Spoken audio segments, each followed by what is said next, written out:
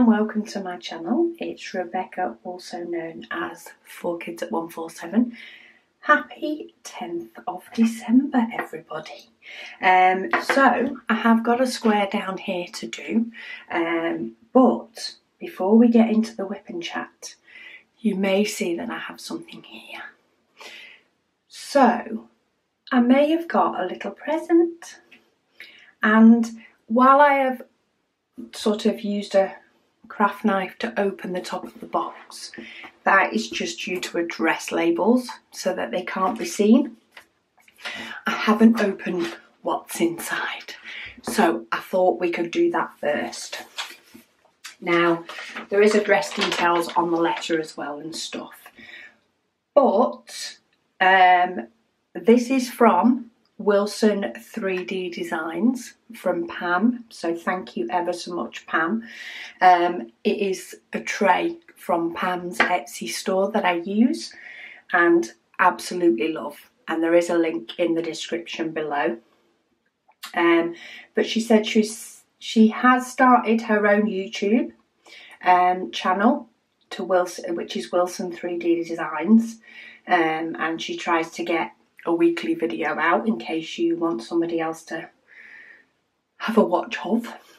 But she's sending a few Christmas presents to thank for unboxing product and helping her Etsy store grow.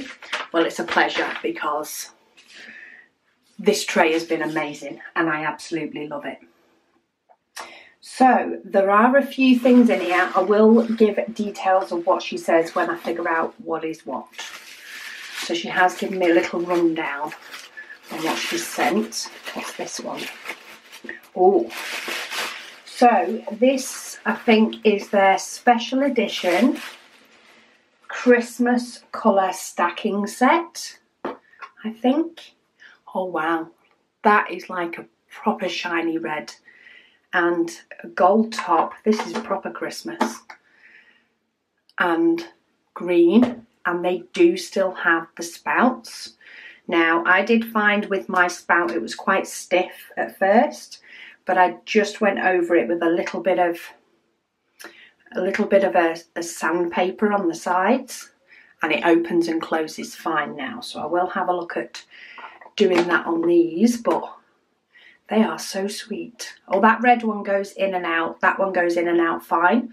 The green one is a little bit stiffer, so I'll just, I say, just file down some of the edges, just bit by bit with sandpaper, and it goes in fine. I think it just depends on the thickness of the 3D printing stuff, but I don't know enough about 3D printing to know it properly.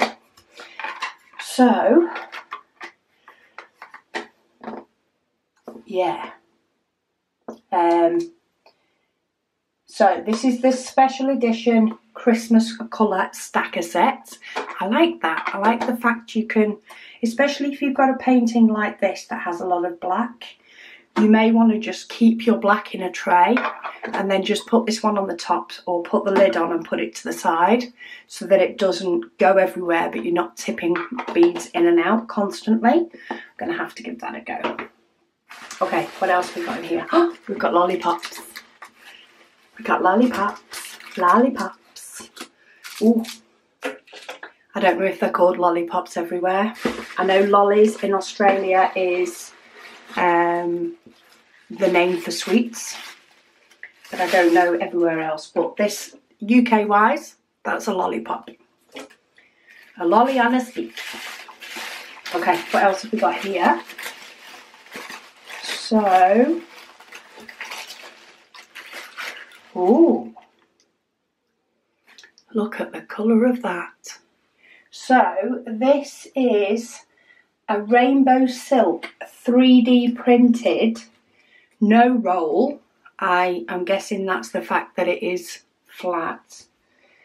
Diamond painting pen. So it doesn't come with tips, but I'm sure you have plenty of those. That I do. I do have a jar of pen tips.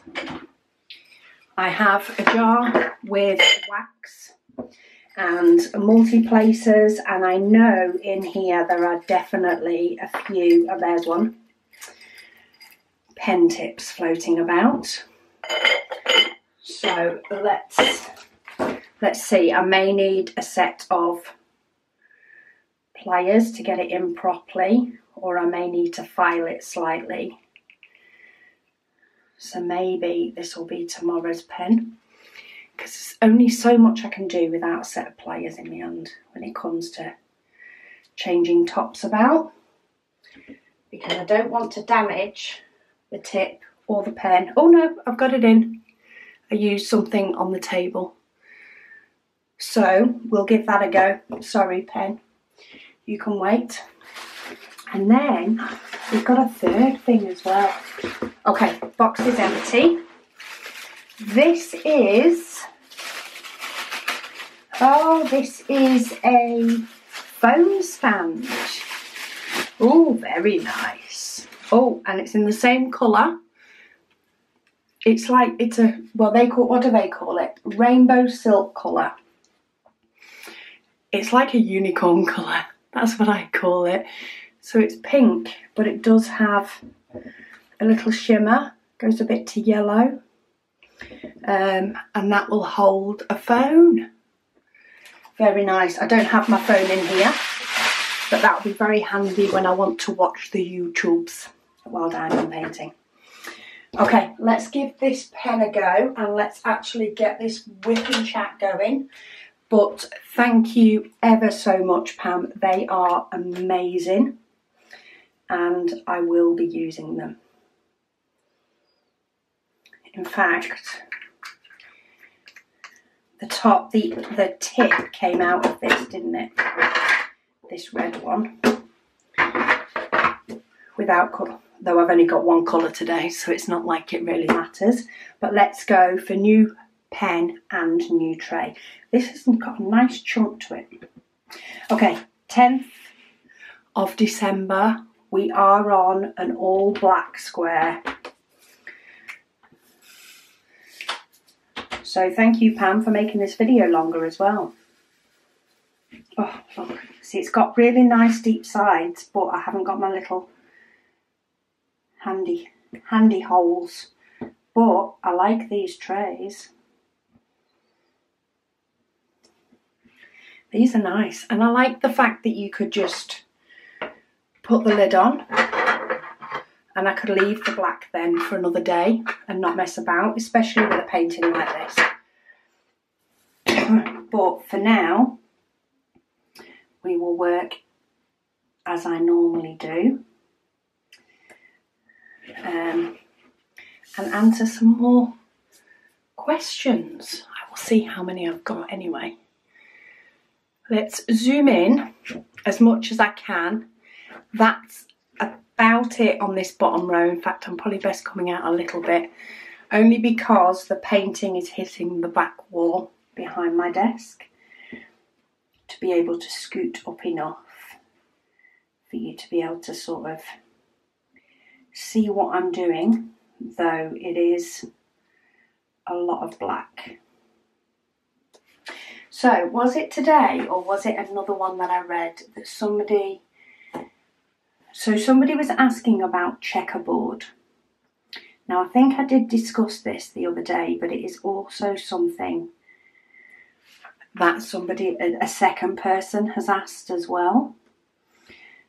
So I'm going to give you an example of checkerboard. While we're working on a black, we'll do a bit of it. Now, at the moment, I'm not doing checkerboard. I'm just doing a straight line. But sometimes you can make checkerboard fun, especially if you have quite a large section like this is. Oh, looks like my craft knife got a bit happy. That's still not enough to actually do the full row though, so we'll leave it on for the 15th. So yeah, sometimes I like to do checkerboard in a bit of a pattern. So the idea with checkerboard is that you do every other square. So if we were just to do this little square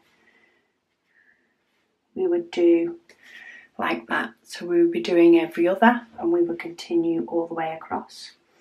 But sometimes what I like to do when I'm working on a section that is quite a lot of one colour, and I do this more on square diamond paintings than I do it on round. That's just my personal preference. But sometimes you can sort of play a little game in, what game was it? It used to be a game that you could play on Atari, I think, like a little tennis game, where you would go all the way until you hit a wall and you would bounce off it, and then your little ball would bounce another way, and you used to have a little tray across the bottom that you had to catch the ball with, and it would get smaller and smaller. I can't remember the name of it, but sometimes I like to do that, and then because I've hit the top, I bounce the other way, and I'm still doing the same pattern. It still will give me a checkerboard pattern, and then you bounce the next way, and you continue to do that until you've filled in all the gaps. So sometimes that can be fun to do. Sometimes it can be fun to just do it in rows. I vary it up depending on how many big sections I've got. You can write initials doing it. You can just make pretty patterns like flowers and things, and then fill in the gaps afterwards. It's like doing a little drawing on your diamond painting before you colour it in. And as long as you're still putting a diamond on the correct symbol and it's the correct colour, you can't really go wrong. So I've now bounced off another side, and then I go up, and this one's turning into a bit of a boring bounce because it's not giving me a huge amount of variety, but I could decide to just move down and try and make it go into a different pattern. I'm still keeping that diagonal, and then bounce off this side. And then once you're done with all of your checkerboard, then you fill in the gaps in the middle. So what it can also mean is it can help your diamonds to straighten up, because they all sort of, when you nestle the ones in the middle, they nudge all the others straight. As well as, you know, changing it up a little bit and making it a little bit different. But you can find that the second half of the checkerboard, so when you're filling in that gap, you actually end up doing that a bit quicker, because you don't have to be paying attention to where you're placing the diamond as much. So the first time that you're placing it, you know, you've got nothing else around it to guide you. So you need to make sure it sits down in the right spot. Whereas when you're doing to fill a gap, so down here, you just putting the diamond in and the other diamonds will nudge it into the right place. But we'll get to the point where we fill in the rest in this whip and chat anyway, because I've got to fill the whole square. So next question, what else did we have? Oh, so we did have, how did you meet your husband? So I met my husband at school. Well, outside of school. So he was 2 school years above me, and he was friends with a friend. And he met up with a friend when we were walking to a friend's house. And that's how I met him.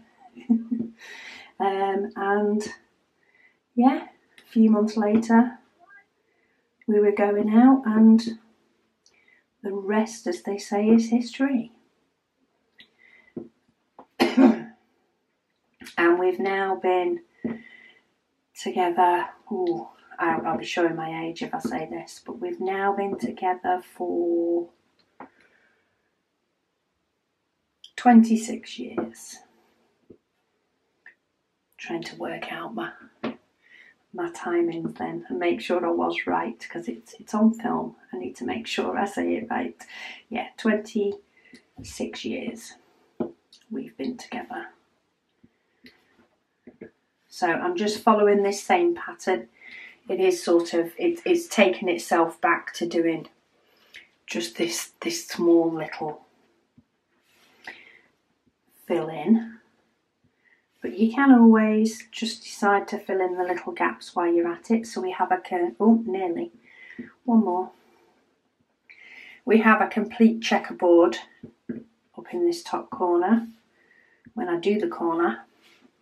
And then it'll be really quick to fill in that. So sometimes once I've done a little bit of a bounce around in a certain section, I'll decide that actually I want to sort of fill in the rest of those blocks now, and I do them as small little blocks.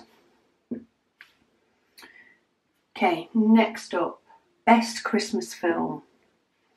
Now this can vary from person to person, but I have one particular Christmas film that I just love to watch every year, and that is Miracle on 34th Street.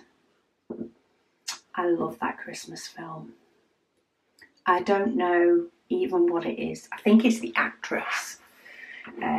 She's so sweet, and just the little mannerisms, and how grown up she is for being so young. Oh, I just love it. Absolutely love it. That's my favourite film. I'm sure my kids have different favourite films, but they still have to watch mine, because that's a rule of being a child. Parents sometimes get to pick. And when it comes to Christmas film, that one has to be watched every single year. How would you spend Christmas if not celebrated? So that's my shortened version of their question. But basically it was if you know, you didn't celebrate the Christmas holiday, how would you spend Christmas Day, considering everybody else is having Christmas? Probably in my PJs, because there's no point in going out because nowhere's open. So in my PJs,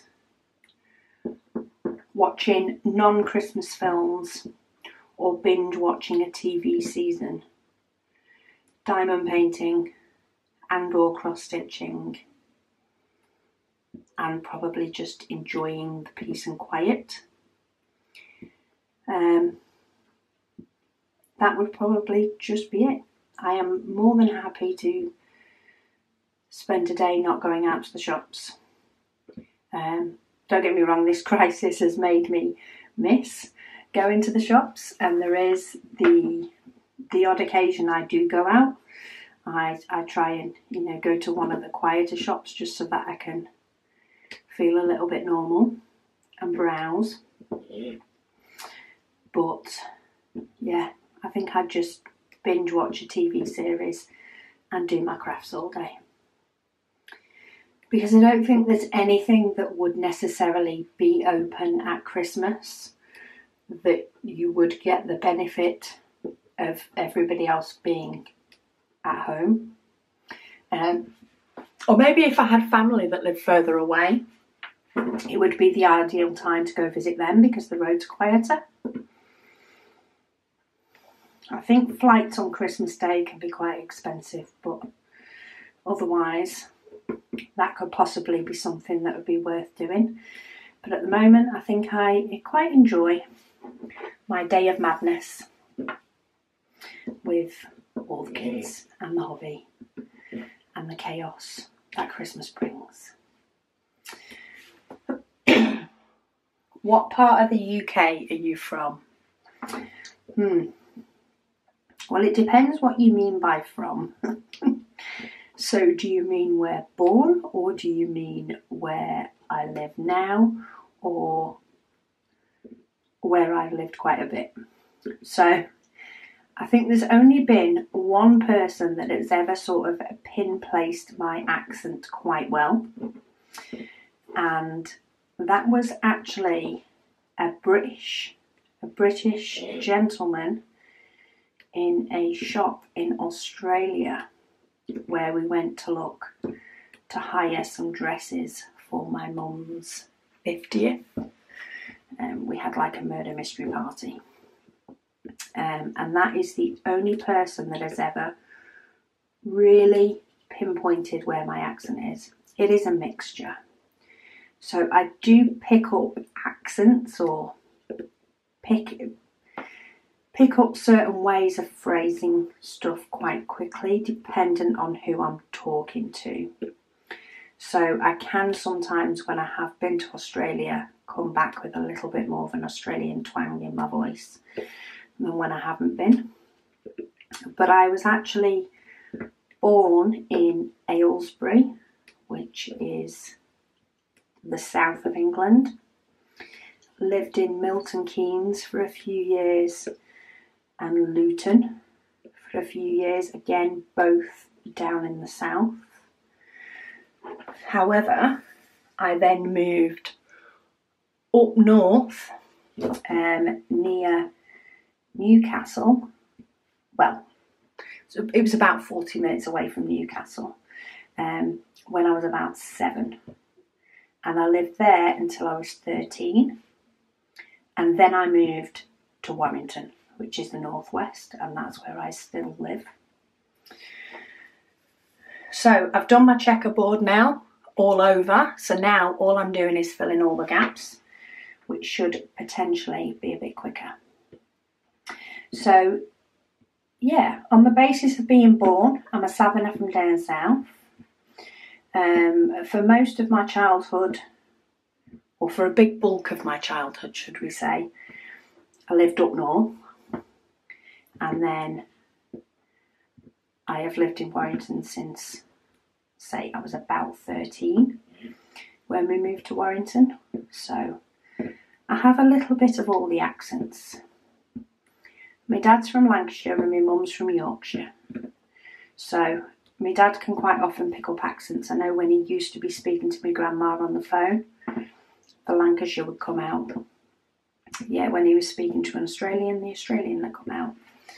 So I'm guessing it's something I've got from him. But yeah, that is where I'm from. I'm just topping this up with a bit more wax. It's a brand new tip of a pen, so I can sometimes find that when I'm using a brand new tip, it takes a little bit for the wax to settle in. Otherwise, I normally get the full diamond painting without needing it. Okay, what's next? What size diamond painting is too big? I don't know that there is. I don't know that I'm the right person to ask that. I like to do big diamond paintings. I have a diamond painting that is taller than me. In fact, it's probably taller than any wall in my house, the Heaven and Earth design one that I'm doing. As in, it's not a wide diamond painting, but it is a really, really high diamond painting. And that's the orientation it goes in as well. So I don't think it's ever going to find a place on a wall in my house due to the size. But a lot depends on the image. It depends on what is nice and what is practical for you as well. I find that as I'm doing more and more diamond paintings, while I love the big ones, I find that I get a lot more enjoyment doing ones that are thinner, but then taller or wider. So they can be as long as they need to be. I just prefer one side of it to be thinner. And I think that's because it goes on, it fits on my table that I use in front of the TV a bit nicer. I can get big ones to fit, and I did do the Alice in Wonderland on the table. I think I just put a piece of board underneath it just to make the tabletop a little bit bigger, but let some of it overhang because I only needed the section I was working on in front of me. But yeah, I think it really depends on the image. If the image is extremely detailed, you are going to get a better look from it being bigger. But you've also got to really like the image to do a big one. Otherwise, it can just get too frustrating to get to the end of it. My memory card saved. Opening Christmas present does make a video longer. Yeah, you've got to really like it. Otherwise, you know, big ones do take a long time. 30 by 40 is a really nice size, and that's sort of the size of this one. Well, this one's a little bit smaller because the 30 by 40, I think, if I remember rightly, included this part of the canvas. So yeah, 30 by 40 is normally a really nice size for many paintings. If it's a quite detailed image or it's one you do want to display on your wall, then you could potentially go up to 50 by 60 and still get a nice display, a nice look. I have done a few that are 60 by 80. They are a little bit more dramatic. Well, not even say dramatic. They're a little bit clearer, and they do make more of a statement piece on a wall.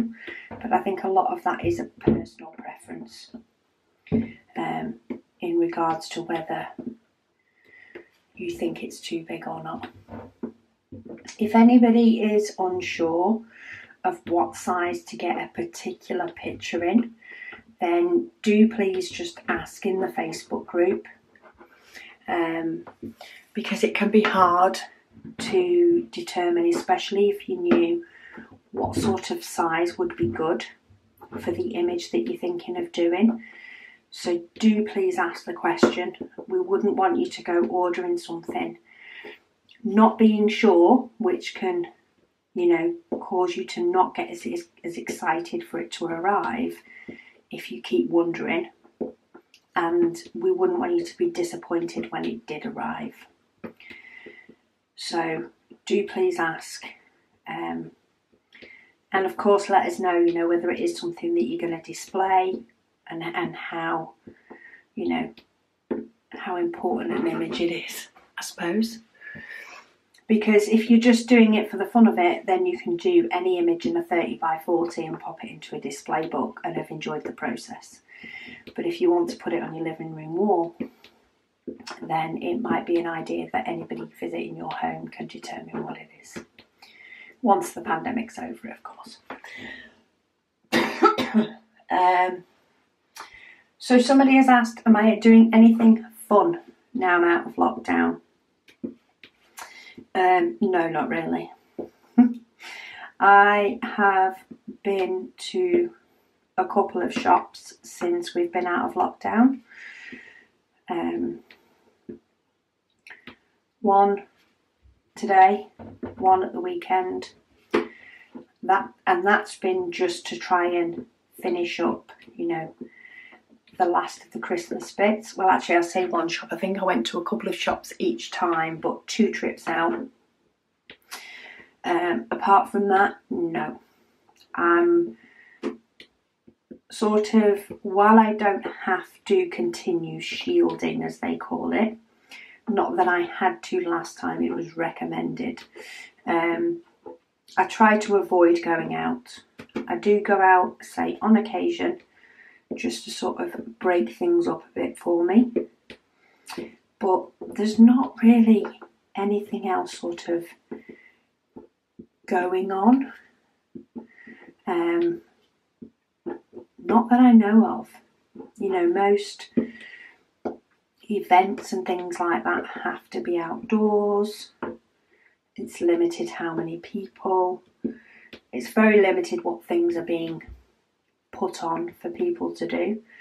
So it's a lot harder to find activities that way. So for now, diamond painting, cross stitch on occasion will help me keep my sanity and give me something to do.